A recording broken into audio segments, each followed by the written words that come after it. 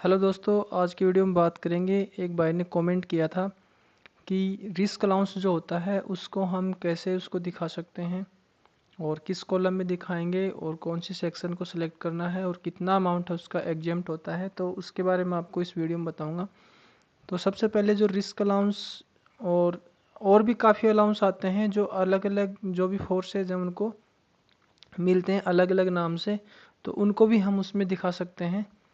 But जो risk allowance है और जैसे कोई कोबरा अलाउंस है उसको हम उस अलाउंस को हम ये वाला जो आप कॉलम देख रहे हैं highly active field area allowance, इस सेक्शन इसकी सेक्शन है अंडर सेक्शन 10 14 2, इसके अंदर हम इसको दिखा सकते हैं।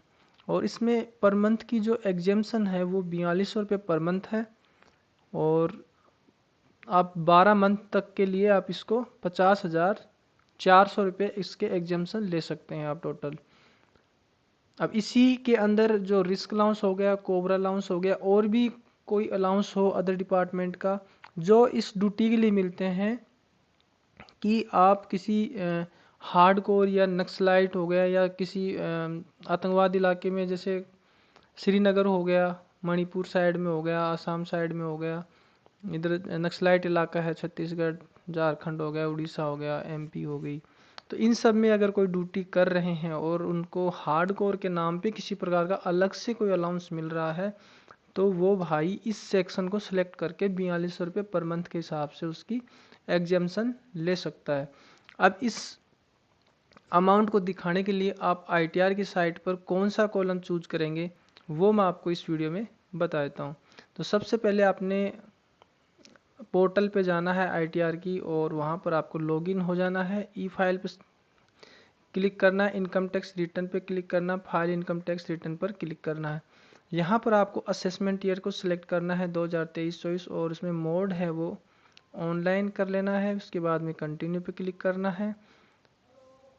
इसके बाद में स्टार्ट न्यू फिलिंग पे क्लिक करना है, कंटिन्यू पे क्लिक करना। इसके बाद में ITR 1 को सिलेक्ट करना है और प्रोसीड विथ ITR 1 पे क्लिक करना है। लेट्स गेट स्टार्ट पे क्लिक करना है, यहाँ पर आपको ये सिलेक्ट कर लेना है। इसके बाद में कंटिन्यू पे क्लिक करना है। ये सब प्रोसेस होने के बाद में आपको नीचे स्क्रॉल डाउन करना है।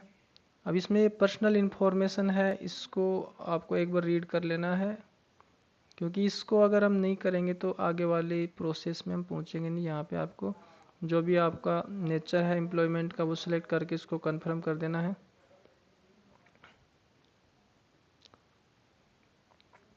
इसके बाद में आपके सामने सेकंड ऑप्शन आपका ओपन हो जाएगा।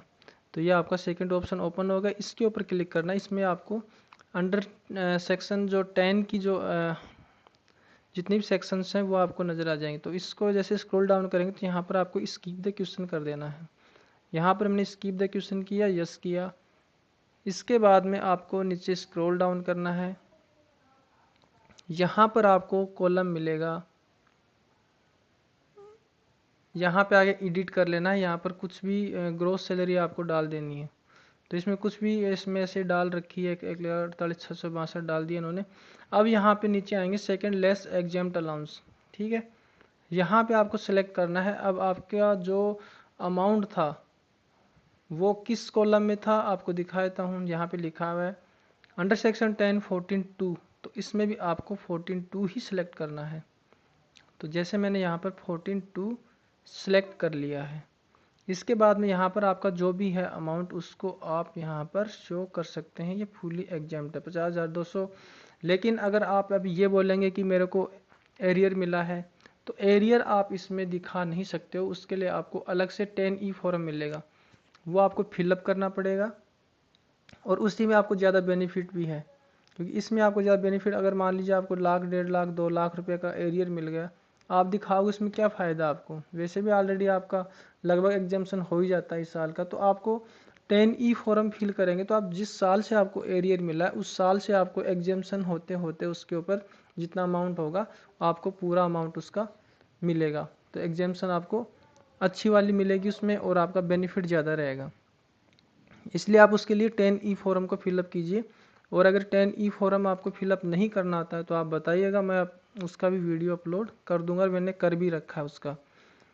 तो इस तरीके से आप इस अमाउंट को इस वाले कॉलम में दिखा सकते हैं। इसके बाद में आप यहाँ से सेव करेंगे। सेव करने के बाद में आपको यहाँ से कन्फर्म कर देना है। तो ये आपको जो मेन आप जहाँ पर से आपने इसको चूज किया था ग्रॉस टोटल इनकम वाले कॉलम को, वहीं पर आप आ गए। अब नेक्स्ट कॉलम में आप जा सकते हैं। तो इस तरीके से आप जो अंडर सेक्शन 10 की जितनी भी एग्जाम्शन है उसको आप शो कर सकते हैं।